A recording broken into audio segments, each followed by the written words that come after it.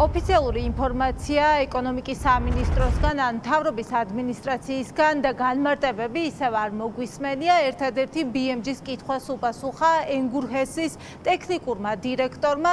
სხვა ოფიციალური განმარტება ენგურჰესისგან არც მოგვისმენია, სადაც ამბობენ, რომ სატესტო რეჟიმის დროს მთელი საქართველო რომ ჩაბნელდა, ამ დროს დაადგინეს, რომ აგრეგატებს პრობლემა არ ქონია და პრობლემა იყო მართვის სისტემაში. დანარჩენ ყველაფერს იკვლევს სამუშაო ჯგუფი თბილისში შეხვედრაზე და გამოწვევ მიზეზებზე სავარაუდოდ ოფიციალური პასუხი სწორედ ამ შეხვედრების შემდეგ იქნება. ამბობს და აღიარებს ენგურჰესი იმას, რომ ასეთი შემთხვევების ჩაქრობა საყოველთაო გათიშვა გახშირდა, მაგალითად თუ იყო ბოლოს 10 წლის წინ, ახლა უკვე ბოლო ორ კვირაში 3-ჯერ ჩაბნელდა მთელი ქვეყანა.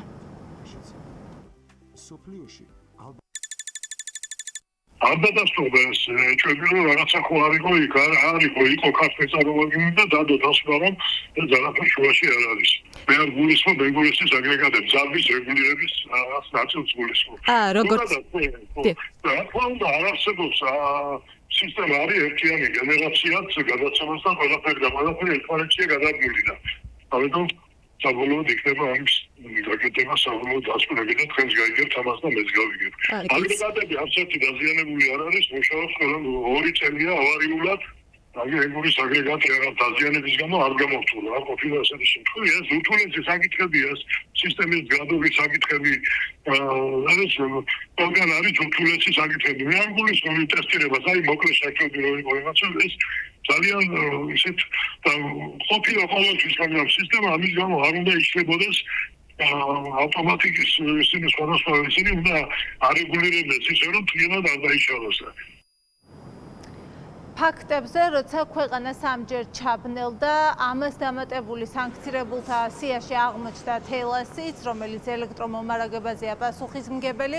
მთავრობის განმარტებები არ მოგვისმენია, მაგალითად, რა ნაბიჯებს გადადგამენ პრევენციისთვის, ან თელასთან დაკავშირებით რა გეგმა აქვთ, წილების გამოსყიდვას ხომ არ აპირებს ხელისუფლება.